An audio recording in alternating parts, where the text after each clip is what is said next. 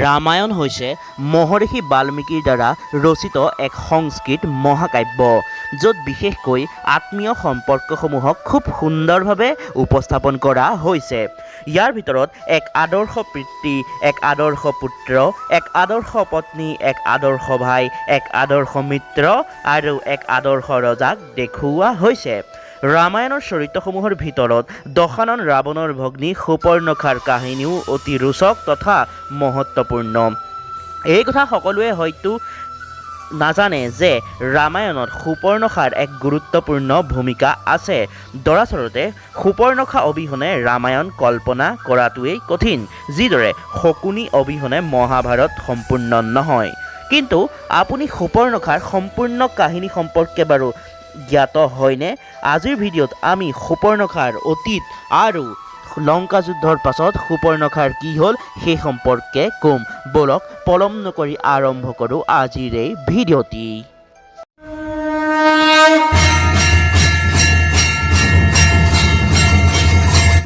প্ৰথমে আহোঁ শূৰ্পণখাৰ অতীত সম্পৰ্কে। বাস্তৱিকতে শূৰ্পণখা প্ৰথমে স্বৰ্গৰ এগৰাকী অপ্সৰা আছিল, যাৰ নাম আছিল নয়নতৰা। নয়নতৰা দেৱৰাজ ইন্দ্ৰৰ অন্যতম প্ৰিয় অপ্সৰাসকলৰ ভিতৰত আছিল। এবাৰ মধ্যলোকত এজন ঋষিয়ে ঘোৰ তপস্যাত নিমগ্ন আছিল। তেওঁ তপস্যাৰ প্ৰভাৱ ইমানেই বেছি আছিল যে তপস্যাৰ ফলত তিনিও লোকত হাহাকাৰৰ সৃষ্টি হৈছিল। ঋষিৰ তপস্যাৰ প্ৰভাৱত দেৱৰাজ ইন্দ্ৰই তেওঁৰ সিংহাসন হেৰুওৱাৰ ভয় আৰম্ভ হ'ল আৰু ততালিকে অপ্সৰা নয়নতৰাক ঋষিৰ ধ্যান ভংগ কৰিব পঠায়। আদেশ অনুসৰি নয়নতৰাই ঋষি ব্ৰজাৰ ধ্যান ভংগ কৰিলে। ইয়াৰ অপৰাধত ঋষিয়ে নয়নতৰাক ৰাক্ষস কুলত জন্ম হোৱাৰ অভিশাপ দিয়ে। তেতিয়া নয়নতৰাই ঋষিক ক্ষমা অৰ্চনা বিচাৰিলে আৰু অশেষ কাকতি মিনতিৰ অন্তত ঋষি ব্ৰজাই নয়নতৰাক ক'লে যে ৰাক্ষসী ৰূপত তোমাৰ ভগৱান শ্ৰীৰামচন্দ্ৰৰ ৰূপ দৰ্শন লাভ কৰাৰ সৌভাগ্য হ'ব।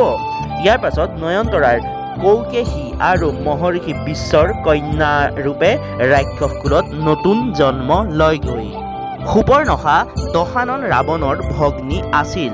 তেওঁৰ বিবাহ হৈছিল ৱিদ্যুৎজীৱ নামৰ এক পৰাক্ৰমী ৰাক্ষসৰ লগত। ৱিদ্যুৎজীৱ ৰাৱণৰ দৰেই সকলো যুদ্ধতে নিপুণ আছিল আৰু তিনিও লোক নিজৰ অধীনলৈ আনিব বিচাৰিছিল। কিন্তু এই বিষয়ক লৈ পৰৱৰ্তী সময়ত ৱিদ্যুৎজীৱৰ ৰাৱণৰ সৈতে মতভেদ হয়, কাৰণ ৰাৱণেও ত্ৰৈলোক্য বিজয় কৰিব বিচাৰিছিল। অৱশেষত দুয়োৰে মাজত এই বিষয়ক লৈ যুদ্ধ হয় আৰু যুদ্ধত ৰাৱণে নিজৰে ভনী জোৱায়েকক হত্যা কৰে। এই কথা শূৰ্পণখাই জানি অতি ক্ৰোধিত হয় আৰু প্ৰতিজ্ঞা কৰিছিল যে শূৰ্পণখা নিজেই ৰাৱণৰ ধ্বংসৰ কাৰণ হ'ব। ইয়াৰ পাছত শূৰ্পণখা দণ্ডকাৰণ্যত তেওঁৰ অন্যতম ভাতৃদ্বয় খৰ আৰু দূষণৰ সৈতে আছিল। সেই সময়তে দণ্ডকাৰণ্যত ভগৱান শ্ৰীৰামচন্দ্ৰ, দেৱী সীতা আৰু লক্ষ্মণৰ সৈতে আছিল। এদিন শূৰ্পণখাই অৰণ্যত বিচৰণ কৰি থাকোঁতে শ্ৰীৰামক দেখা পায় আৰু তেওঁৰ প্ৰতি অতিকে মোহিত হয়।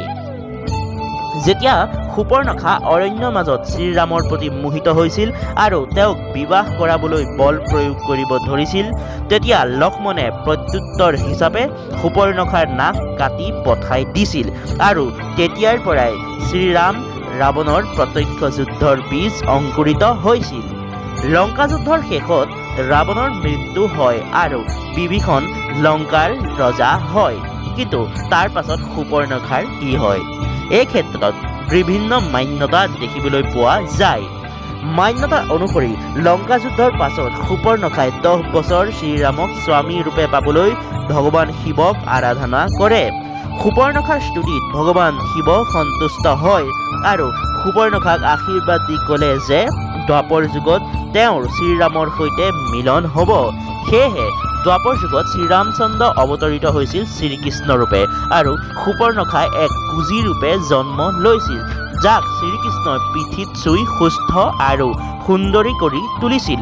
তেতিয়াই কুঁজীয়ে শ্ৰীকৃষ্ণক সাৱটি ধৰি আধ্যাত্মিক ৰূপে নিজৰ মানি লৈছিল। কোৱা হয় যে ত্ৰেতা যুগত শ্ৰীৰামচন্দ্ৰই শূৰ্পণখাক কথা দিছিল যে ইয়াৰ পাছৰ জন্মত শূৰ্পণখাই শ্ৰীৰামৰ ওচৰলৈ আহিব পাৰিব। কিন্তু যেতিয়া এই কথা দেৱী সীতাই জ্ঞাত হৈছিল, তেতিয়া তেওঁ কৈছিল যে সুপৰ্ণখা প্ৰতিটো জনমতে শ্ৰীৰামক তেওঁৰ পৰা আঁতৰাবলৈ চেষ্টা কৰিব। গতিকে সুপৰ্ণখা পাছৰ জন্মত কুজি আৰু সৌন্দৰ্যহীন ৰূপে জন্ম হ'ব।